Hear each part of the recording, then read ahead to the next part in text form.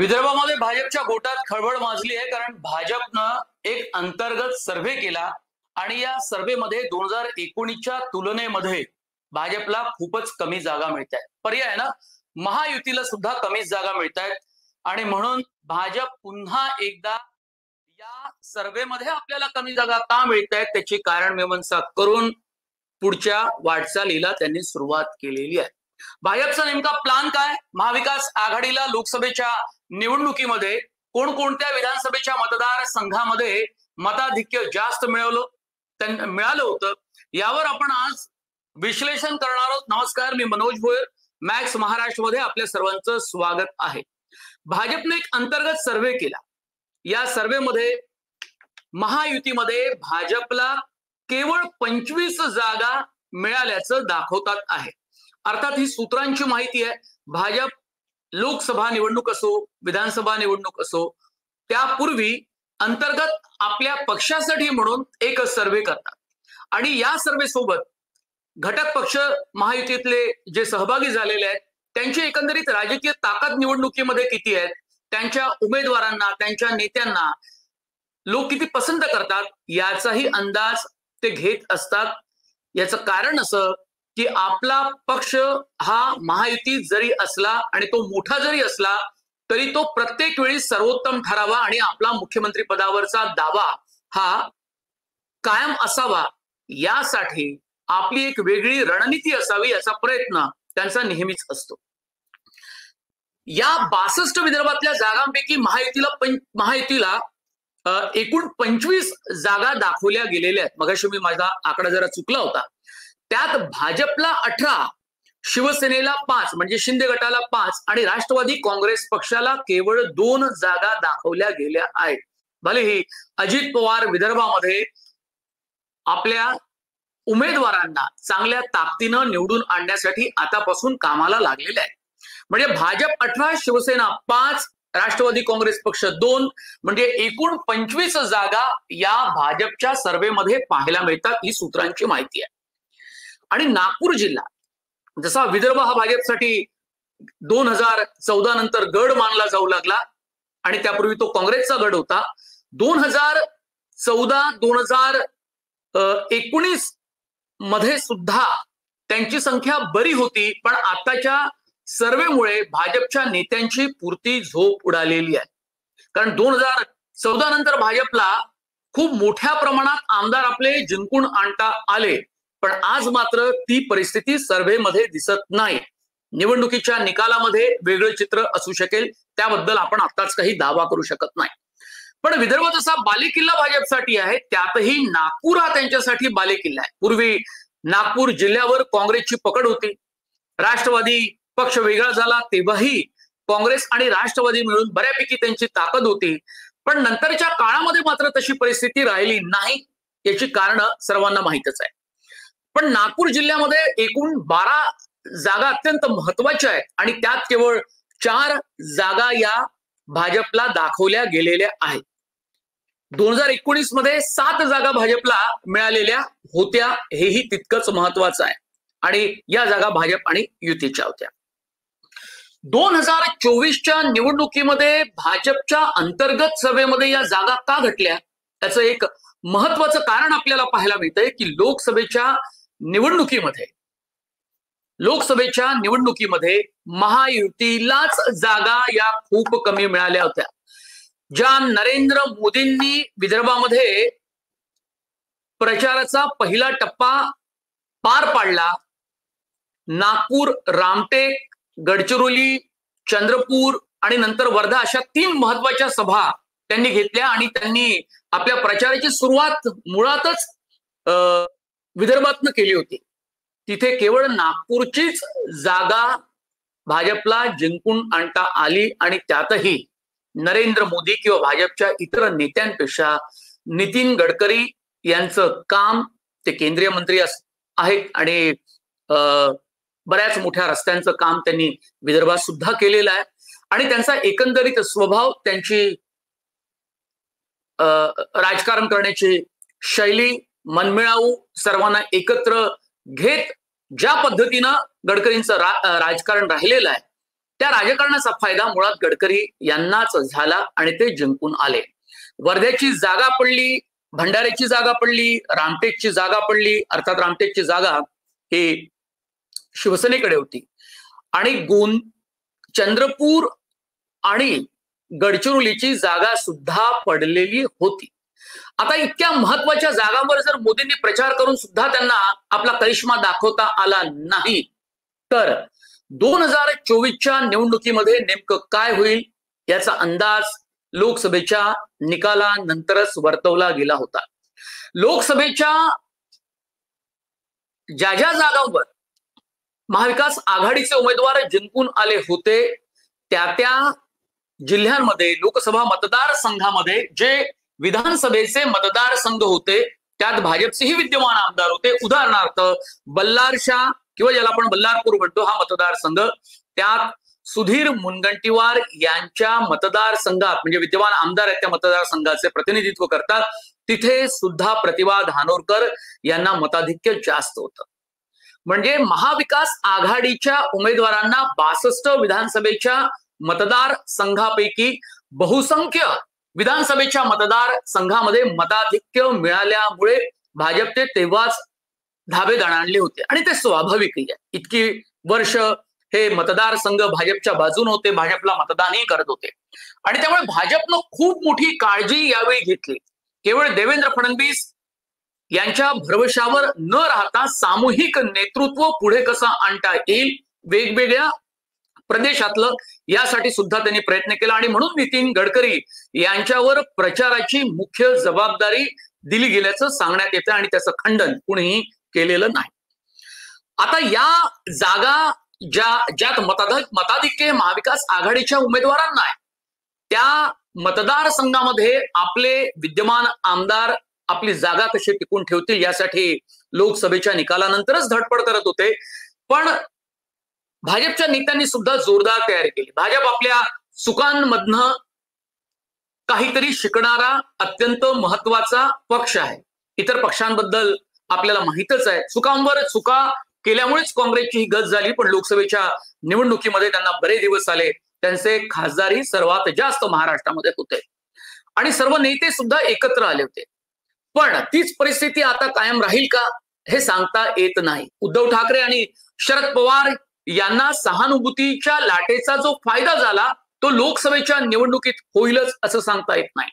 वर्ध्याची जागा काँग्रेसकडून राष्ट्रवादी काँग्रेस पक्षानं घेतली आणि अमर काळे यांना काँग्रेसमधनं पवार गटात आणत शरद पवारांनी त्यांना जिंकूनही आणलं. पवार ही किमया करू शकतात, पवारांची क्रेजही आहे, पण तरी सुद्धा भाजपचं राजकारण विधानसभेच्या निवडणुकीत कमजोर असेल असा जर कोणी दावा केला किंवा असा अंदाज बांधला तर तुर्तास तरी तो चुकीचा ठरण्याची शक्यता आहे. 2014 मध्ये मी म्हणालो की भाजप हा विदर्भ हा भाजपसाठी बालेकिल्ला आहे. 2014 मध्ये भाजपचे 62 आमदारांपैकी त्यांचे 42 आमदार निवडून आले होते. निश्चितपणे 2019 मध्ये भाजपला तीच अपेक्षा होती, पण त्यांची संख्या घटली आणि 29 आमदार हे भाजपचे निवडून आले आणि काँग्रेस राष्ट्रवादीचे वाढले. 2019 मध्ये राष्ट्रवादी काँग्रेस पक्षाला 5 जागा मिळाल्या होत्या. त्यातले 4 आमदार हे अजित पवार गटासोबत आहे, 1 आमदार पवारांसोबत. शिवसेनेला 3 जागा मिळाल्या होत्या, त्या अजूनही त्यांच्याकडेच आहे म्हणजे शिंदे गटाकडे, आणि 3 अपक्ष त्यांना येऊन मिळाले म्हणजे एकूण 6 जागा शिवसेनेच्या आहेत. आता ही एकंदरीत राजकीय परिस्थिती आपण जर पाहिली तर जागा वाटपाच्या संदर्भामध्ये सुद्धा महायुतीमध्ये विदर्भात वाद आहे. 40 असे मतदारसंघ आहेत, त्यात वाद आहेत आणि हे वाद राज्यात सोडवले जातील की ते दिल्ली दरबारी सोडवले जातील हे सुद्धा आपल्याला लवकरच कळणार आहे. कारण अंतिम यादी जागा वाटपाचा जो फॉर्म्युला आहे तो नवी दिल्लीमध्येच निश्चित केला जाईल असंही सांगण्यात येत आहे. आता या सगळ्या जर गोष्टी आपण पाहिल्या तर डॅमेज कंट्रोल करण्यासाठी भाजपला निश्चितपणे पावलं उचलावी लागणार आहे आणि त्यासाठी त्यांनी सुरुवातही केली आहे. म्हणजे महाविकास आघाडीचं लोकसभेप्रमाणेच विदर्भामध्ये कमबॅक होईल या भीतीनं पुरती गाळण उडाली असली तरी तो निस्तेज पडून राहणारा पक्ष नाही आणि त्यांचे कार्यकर्तेही नाही आणि नेते सुद्धा नाहीत, हेही आपल्याला आवर्जून सांगावं लागेल. मी जसं म्हणालो की महाविकास आघाडी लोकसभेच्या निवडणुकीत अनेक विधानसभा मतदारसंघामध्ये वरचढ ठरली आहे विदर्भामध्ये, आणि सहानुभूतीची लाट सुद्धा पाहिजे तितकी नाही, मोदींवरचा राग सुद्धा तितका नाही, जो आवेग दिसत होता, जो आक्रोश शेतकऱ्यांचा आपल्याला पाहायला मिळत होता तो सुद्धा नाही. विदर्भातले मुद्दे रोजगार, शिक्षण, रस्ते, आरोग्य हे अत्यंत महत्वाचे आणि कळीचे मुद्दे आहेत.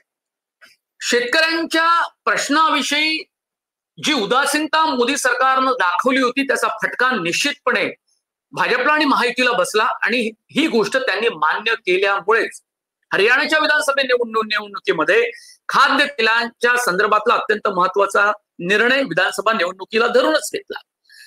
जरी मी विदर्भासंदर्भात बोलत असेल तरी विधानसभेच्या निवडणुकीमध्ये कांदा उत्पादकांचा फटका आपल्याला लोकसभेच्या निवडणुकीप्रमाणे बसू नये म्हणून कांद्याच्या निर्यातीवरती जे शुल्क 40% लावलं जात होतं ते 20% आणलेलं आहे, जेणेकरून विधानसभेच्या निवडणुकीमध्ये कांदा उत्पादकांची नाराजी महायुतीला होणार नाही याची पुरेशी काळजी घेतली गेलेली आहे. निर्णय निवडणुकीच्या अनुषंगाने घेतले जातात, पूर्वी घेतले जात होते आणि आता ते अधिक घेतले जातात, हे आपण पाहतो. हे राजकारण आहे. आता मी जसं म्हणालो की भाजप पूर्णपणे ताकदीनं डॅमेज कंट्रोल करण्याचा प्रयत्न करणार आहे. महाविकास आघाडीचं कमबॅक होऊ नये यासाठी जीवानिशी प्रयत्न करणार जरी असली तरी सुद्धा त्यांच्यासाठी सुद्धा ही वाट तितकीशी सोपी नाही. येत्या शुक्रवारी नरेंद्र मोदींची एंट्री होणार आहे. म्हणजे एकीकडे अंतर्गत सर्वेनं भाजप धास्तावलाय, पण भाजपला सावरण्याचं काम मोदी करतील का? मोदींच्या एंट्रीनी महायुती सावरणार का? हाही मोठा प्रश्न आहे. आणि म्हणून आपण मोदींचं एकंदरीत विदर्भात यापूर्वी घातलेलं लक्षही पाहूया.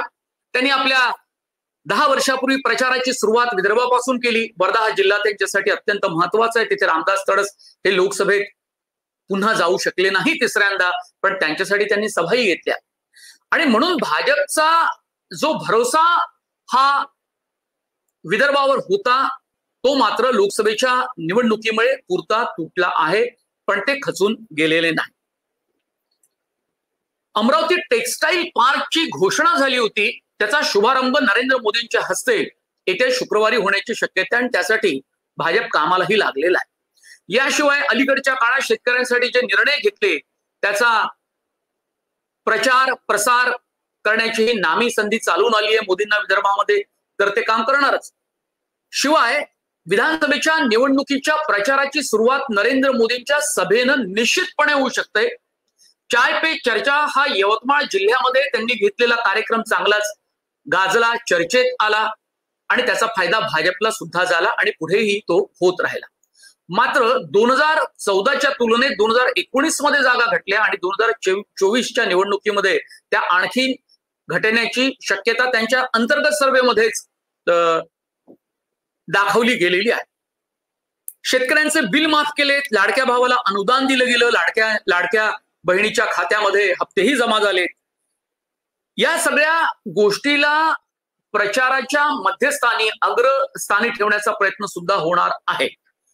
मोदी सरकारवर शेतकरी मोठ्या प्रमाणात नाराज होते. ती नाराजी दूर करण्यासाठी काही महत्वाचे निर्णय घेतले, पण आणखीन काही महत्वाचे निर्णय मोदी घेऊ शकतात आणि मोदींनी ते घ्यावे अशी भाजपच्या कार्यकर्त्यांची सुद्धा इच्छा आहे, जेणेकरून त्यांचे विद्यमान आमदार त्यांच्या जागा या कायम राहतील. मोदी काय करिश्मा करतील, मोदींचा करिश्मा किती चालेल, लोकसभेच्या निवडणुकीत तो करिश्मा ओसरला जरी असला तरी मोदींची किमया, मोदींबद्दल असलेलं लोकांमध्ये सुप्त आकर्षण, भाजपचा तिथला जनाधार, या सगळ्या गोष्टी जर कॅल्क्युलेट केल्या तर भाजपला निश्चितपणे आशा निर्माण झाली आहे. नरेंद्र मोदींच्या या शुक्रवारच्या सभेमुळे भाजप कार्यकर्ते, नेते, पदाधिकारी यांच्या आशा निश्चितपणे पल्लवित झाल्या आहेत. पण लोकसभेचाच निकाल विधानसभेच्या निवडणुकीत कायम राहील असंही नेते म्हणतात. नेत्यांनी तो दावा करायचाच असतो, पण सामान्य जनता सुद्धा अनेक ठिकाणी या गोष्टी बोलून दाखवतात. याचाच अर्थ असा एक निघतो की लोकांच्या मनामध्ये पक्षांतर, पक्ष बदल फोडाफोडीचं राजकारण याचा जो राग त्यांनी लोकसभेच्या निवडणुकीमध्ये व्यक्त केला होता तो विधानसभेच्या निवडणुकीत जर कायम राहिला तर मग महायुतीचं विदर्भात काहीही खरं नाही आणि महाविकास आघाडीला सुद्धा अत्यंत सावधपणे विदर्भामध्ये पावलं टाकावी लागणार आहे. कुरबुरी आघाडी सुद्धा आहे, जागा वाटपाच्या संदर्भात सुद्धा वाद आहेत, पण त्यांच्या वादाची फार काही ते चर्चा होऊ देत नाही. तरी सुद्धा माध्यमांमध्ये त्या संदर्भात बातम्या आता येऊ लागलेल्या आहेत. हा व्हिडिओ आपल्याला कसा वाटला आपण कमेंटमध्ये जरूर कळवा आणि तुम्ही मॅक्स महाराष्ट्र हे आमचं डिजिटल चॅनल सबस्क्राईब करा आणि या चॅनलचं नोटिफिकेशन मिळवण्यासाठी तुम्ही बेल आयकॉनवर बटन दाबा. तुम्हा प्रेक्षकांचे खूप खूप धन्यवाद.